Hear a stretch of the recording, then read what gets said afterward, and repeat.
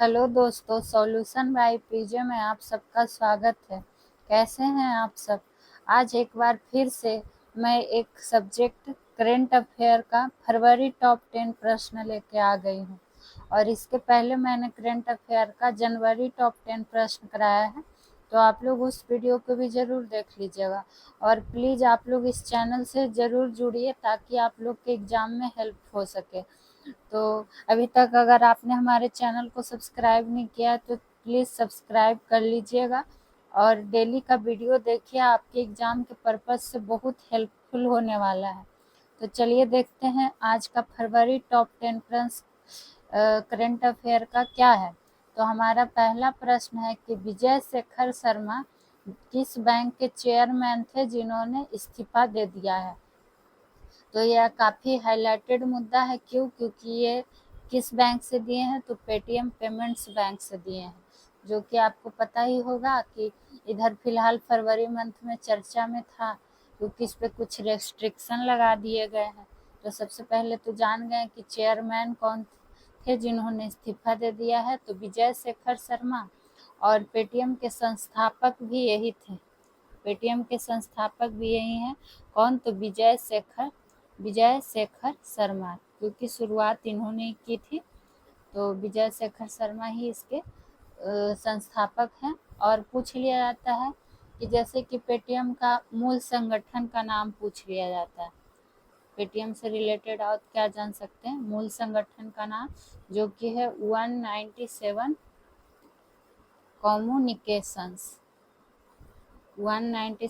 Communications इसका मूल संगठन है। पेटीएम का स्थापना कब हुआ था ये जान लेते हैं। तो स्थापना हुआ था अगस्त 2010 में। 2010 में इसकी स्थापना हुई थी। और सेवा क्षेत्र में पूछ लेगा कि कहाँ कहाँ है, तो सेवा क्षेत्र में है भारत और जापान। भारत, जापान। तो पेटीएम से संबंधित इतने सारे पॉइंट थे जो आपके लिए जानना जरूरी था, इसलिए बताया। अब जानते हैं हमारा दूसरा क्वेश्चन क्या है। किनकी 28 फरवरी 2024 को 61वीं पुण्यतिथि मनाई गई।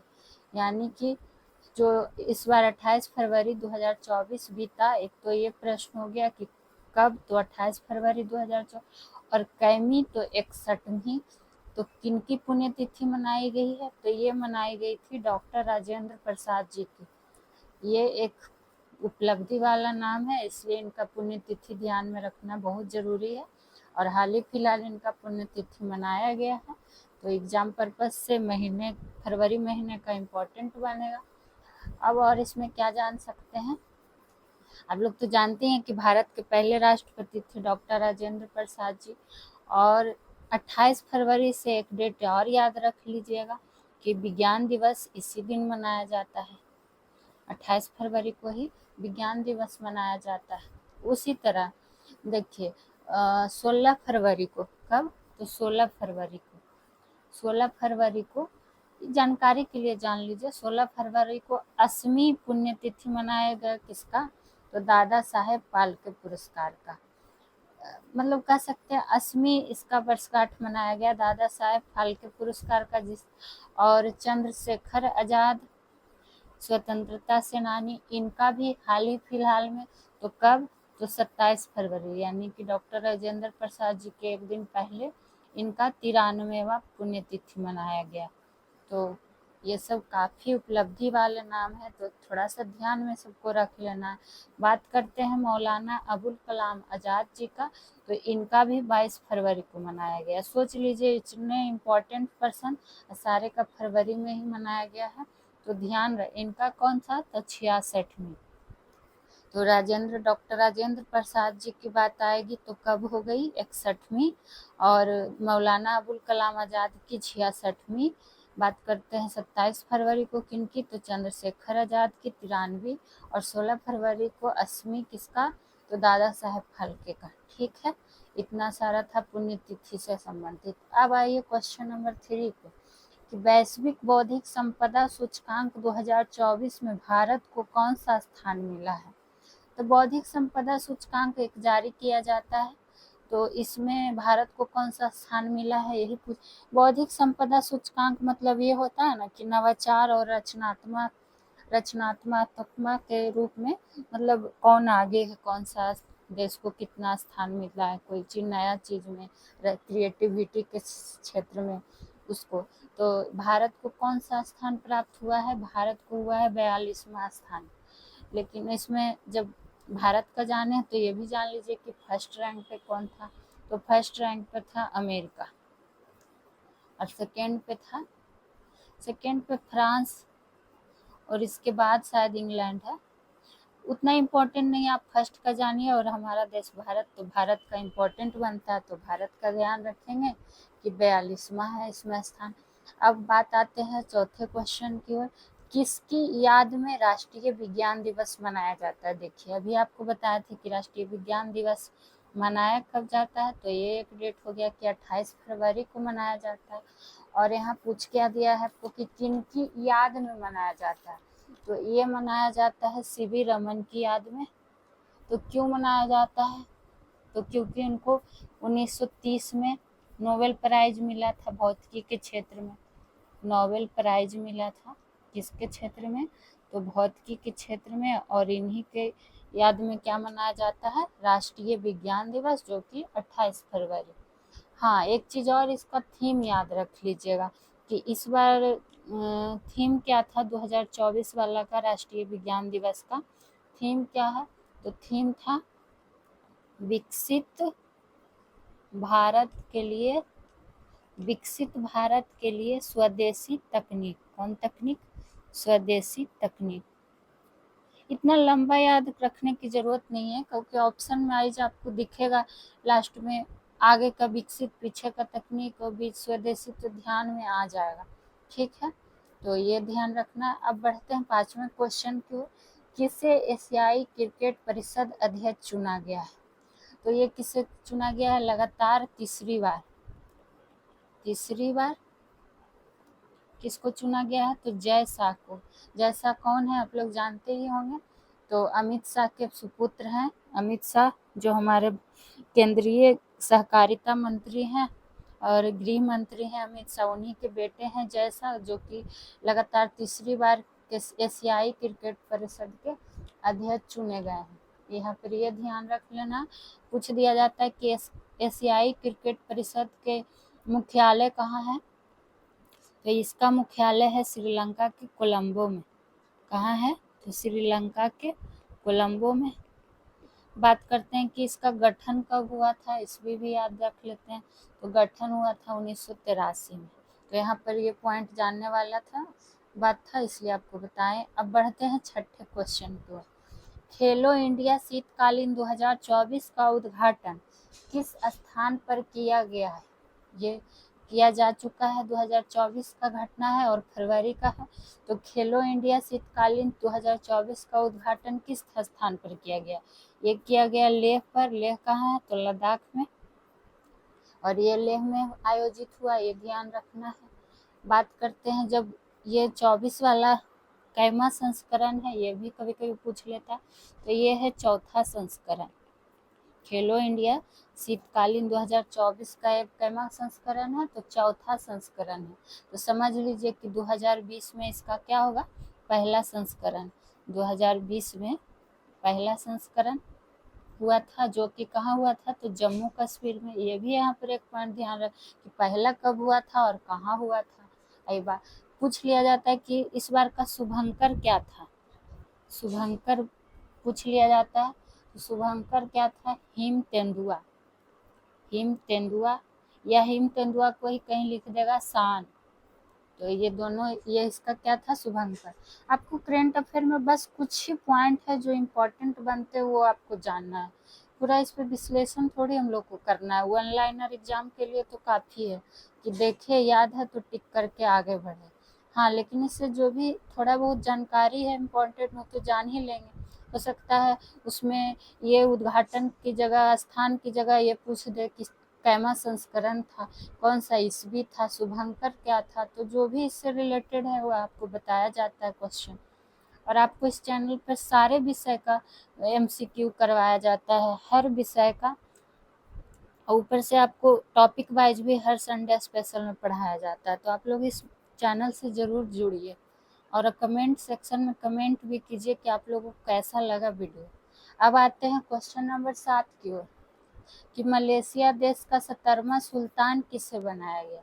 यानी कि मलेशिया जो देश है उसका 17वां सुल्तान बनाया गया है, जो कि काफ़ी चर्चा में सुल्तान के रूप में कह सकते हैं कि राजा बनाया गया है, उसको राजा बनाया गया 17वां सुल्तान। तो ये किसको बनाया गया, ये बनाया गया सुल्तान इब्राहिम को।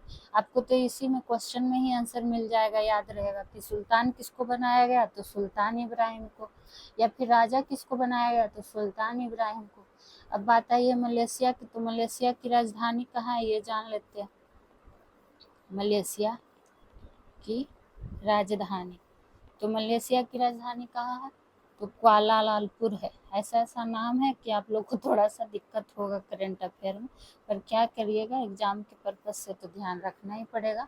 तो कुआलालंपुर है जो इसका राजधानी है। अगर यही पूछ लेगा कि इसका भाषा क्या है, आधिकारिक भाषा मलेशिया का, तो म से मलेशिया, म से मलय, मलय ध्यान में रह जाएगा आपको। हाँ, मलेशिया का अगर पीएम पूछ दे कि वर्तमान में पीएम कौन है, तो अनवर इब्राहिम। जैसे सुल्तान इब्राहिम क्या बने हैं, 17वां सुल्तान, तो यहाँ के इब्राहिम, अनवर इब्राहिम क्या है, पीएम है, यानी कि प्रधानमंत्री है। ये भी थोड़ा ध्यान रख लीजिएगा। अगर मुद्रा पूछ दे तो मलेशियाई रिंगिट, इसका आगे मलेशियाई लगा हुआ ही रहेगा, बाकी मुद्रा रिंगिट है।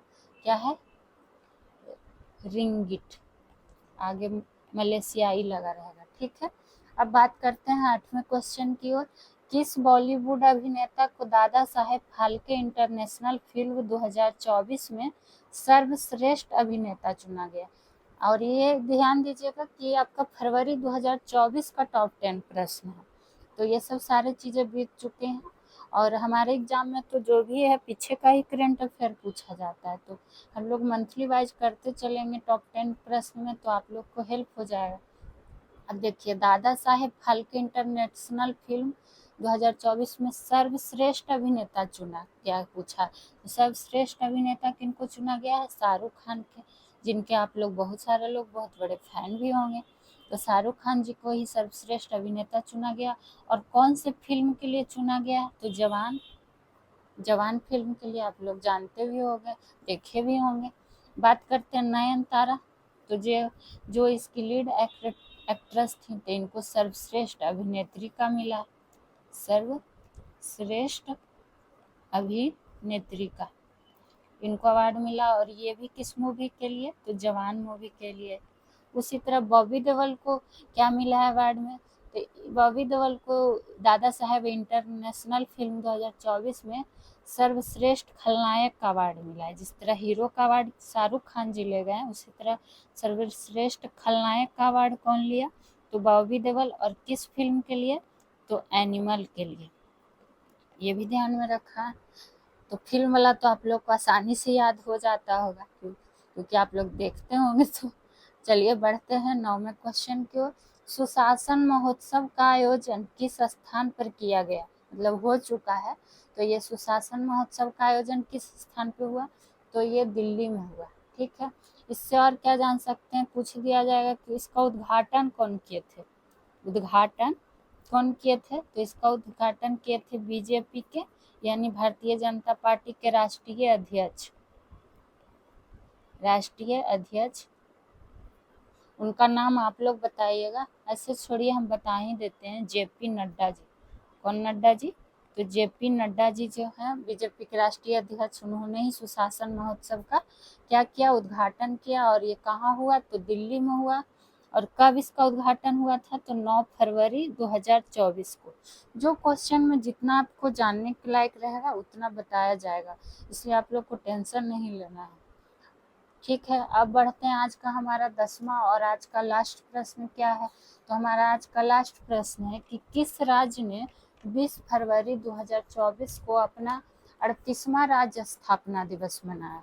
चूंकि सारा करंट अफेयर टॉप 10 फरवरी का है, इसलिए इसमें आपको फरवरी का ही मिलेगा। तो 20 फरवरी 2024 को कौन सा राज्य है, तो ये ध्यान रखना है कि कैमा, तो 38वां कौन मनाया है, तो ये मनाया है अरुणाचल प्रदेश।